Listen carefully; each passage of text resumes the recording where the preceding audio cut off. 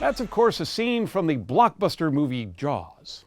Its score, written by John Williams, is one of the reasons why the movie, now 5 decades old, believe it or not, is so iconic.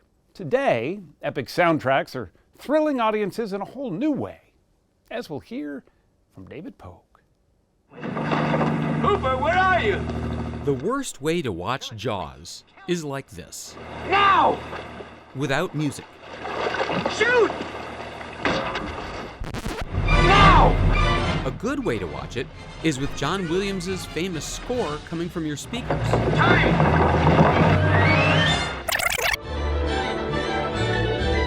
But the best way to watch Jaws might be with a live orchestra playing that score.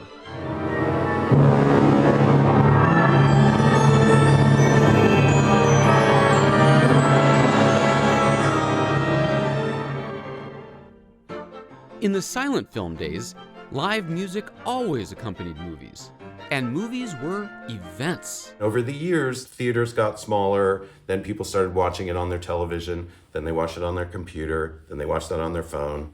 Steve Linder is the co-founder of Film Concerts Live, one of several companies that rent out the sheet music and equipment that orchestras need to perform one of these movies. What we do is we bring it back, bring movie going back to what it was originally intended to be, with live music and in a communal experience. The New York Philharmonic plays for 4 movies a year at Lincoln Center. Almost every showing is sold out. A live orchestra absolutely reaches people in a way that no recorded sound can even approximate. It's like you're sitting in the middle of the orchestra.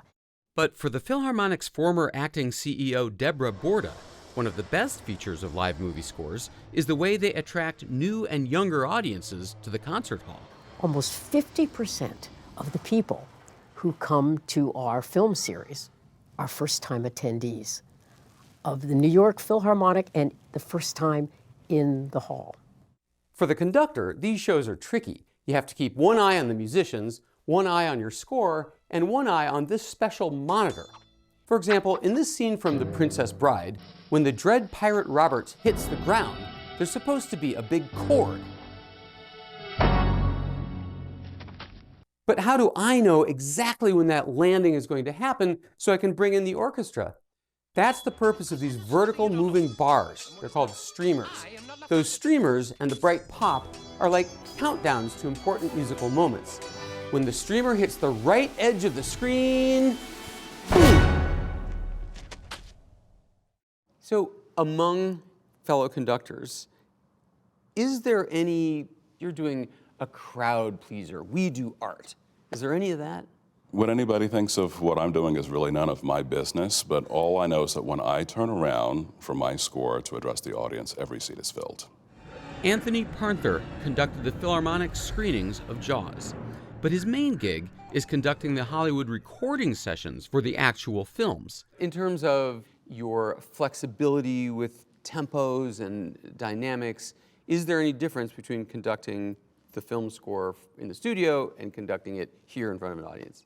So I have a little bit of license to phrase the orchestra around the streamers. Huh. So from night to night, there could be some variance? There could be a little bit of variance, and I think that's what makes these particularly appealing for the musicians to perform and for conductors to conduct.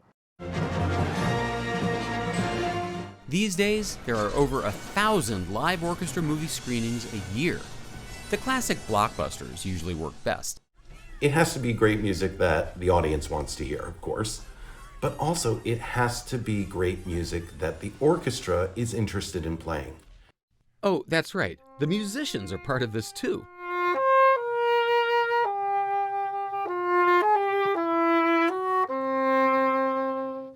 Recognize it. Yeah. Harry Potter. It's Harry Potter. Ryan Roberts is the New York Phil's English horn and oboe player. Unfortunately, he sits directly under the screen, so he never gets to see any of the movies, even when he's not playing. Right? But we have a few sneaky ways of watching the movie in the woodwind section. My favorite one, and I actually have it right here,